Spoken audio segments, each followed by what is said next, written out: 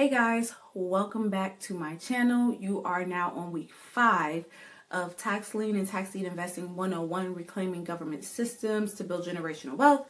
I am your professor, Antoinette, aka Red Lotus Chick, and this week we are discussing business credit. Now, just yesterday I had a live webinar where we were talking about the 7 misconceptions of business funding in 2025. So this comes at a perfect time. This week we're giving you the intro to business credit. What we will be discussing today is what is business credit, why does it matter, setting up your business structure, and also building and maintaining your business credit profiles.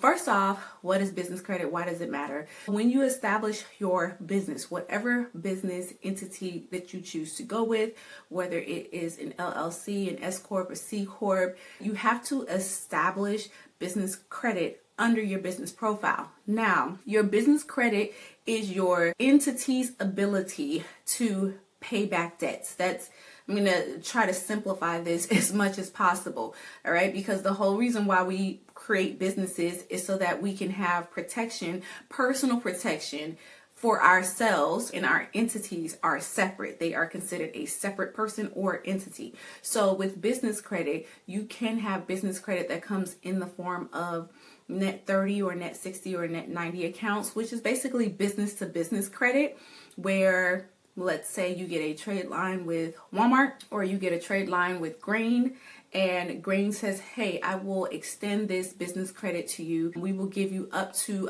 $1,000 to spend, and we will give you up to 30 days to pay. Okay, so you can purchase from Grain or from Walmart or wherever, and then they will give you 30 days to pay that debt back. Once you pay the debt back, it creates a payment experience, and that is usually reported to the business credit bureaus. So you can build out your profile by 3 to 6 months of on-time payment from different trade lines like Grain, Granger, Sam's Club, vendor to vendor lines. Okay, now business credit is different from business funding in that business credit does not require you to put your social security number or to personal guarantee to get these lines of credit. Okay, that is a big I want to say point of confusion when it comes to business funding, is that you will hear a lot of these things being floated around on the internet, like EIN only loans, or, do you have to PG or not PG? So in short,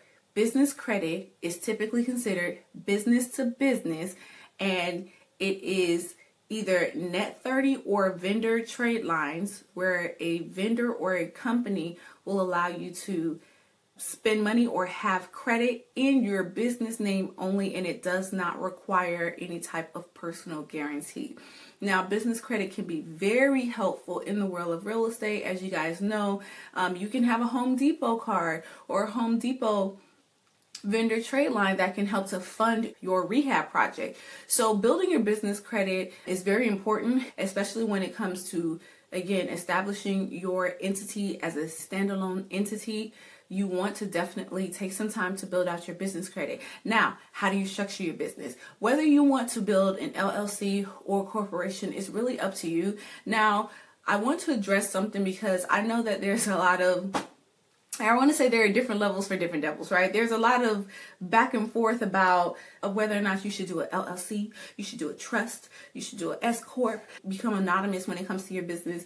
Listen, I'm going to tell you guys, though you may not hear this anywhere else, but I'm going to tell you guys the truth. Start with where you are.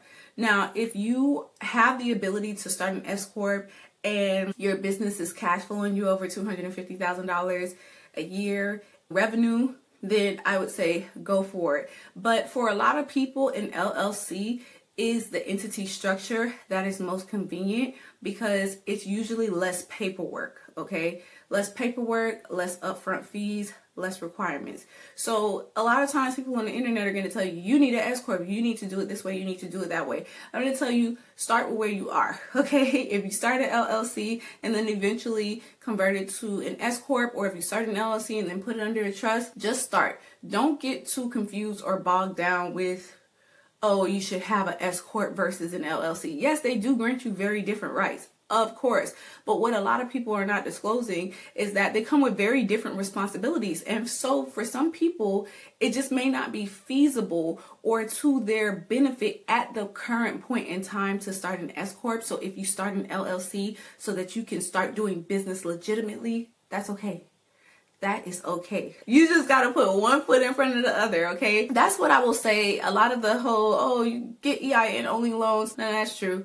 And to be honest, when you hear on the internet that there are businesses getting EIN only loans, or that corporations are better for getting EIN only loans with no personal guarantee, and that if you have an LLC that you are still personally liable, a lot of it is true, but it's not the full picture, because corporations that truly have its own, like it's really its own entity, are usually doing over $5 million a year, and they're not banking at the same level as you. They're usually on the commercial side of things. There's a reason why they separate banks by just standard banking and then commercial banking. Usually by the time you're in commercial banking, that's when your entity is truly standalone and can get loans and credit cards in its EIN loan only. But just to be 100 with you guys, business funding is very different from business credit, because business funding is your credit cards that are usually not collateralized. Those are your American Expresses, your Chases, your Wells Fargos, your PNC cards. Those are your zero APR terms that usually go up to, if they go up to 24 months, 12 months, 18 months. Some of them are like 6 to 9 months. Though for those credit cards, you will have to personal guarantee that card, because your business does not have enough.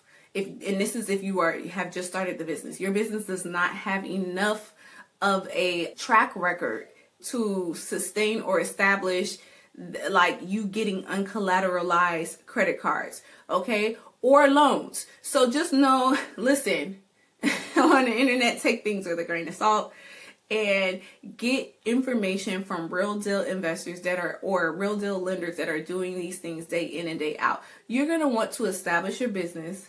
Make sure that you are findable so that you are fundable. Purchase your domain, have your social media, get a telephone line dedicated to your business, get a virtual address that does not show up as a packing place or a mail center. No PO boxes, okay? You want to establish your business. Have your email address in your business name. Show that you are legitimately trying to do business. Structure your business the right way so that when you do go apply to these lenders, you are findable and therefore you are fundable. And then the last thing we're going to talk about, as you build and maintain your credit profiles, when you take out credit, you're going to want to pay back that credit, right? I feel like that goes without saying. We have to say these things.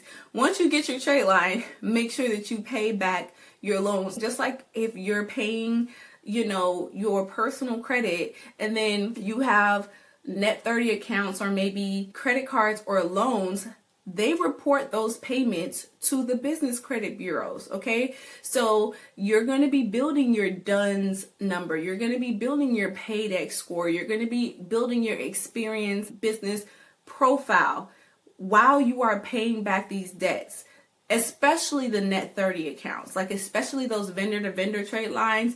They are there to report to the credit bureau. Some business credit cards don't actually report to the credit bureaus, but those vendor trade lines, 8 times out of 10, they report to the business credit bureaus. So in a nutshell, number one, you want to make sure that you properly structure your business. The entity that you choose should be based off of where you are, where you hope to go, and what you're hoping to accomplish. I would highly recommend that either you get with myself or another expert in the field to help you to determine, or maybe a CPA to help you to determine what would be the best strategy for you based off of where you are and where you're hoping to go.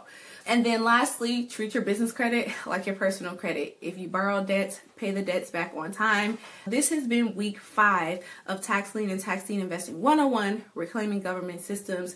to grow generational wealth. And again, if you are not subscribed to my channel, go ahead and subscribe, hit the notification bell. And also, if you want to get into the group discussion, go ahead, click the link below and join my free school community. I also have a paid community that offers you courses on how to build your business credit, how to structure your personal credit for maximized business funding, and it teaches you how to invest in tax defaulted properties so you can really start anywhere with any budget, getting started in investing in real estate. You can either make excuses or you can have results, but you can't have both. This has been week 5, and I'll see you guys back here for week 6.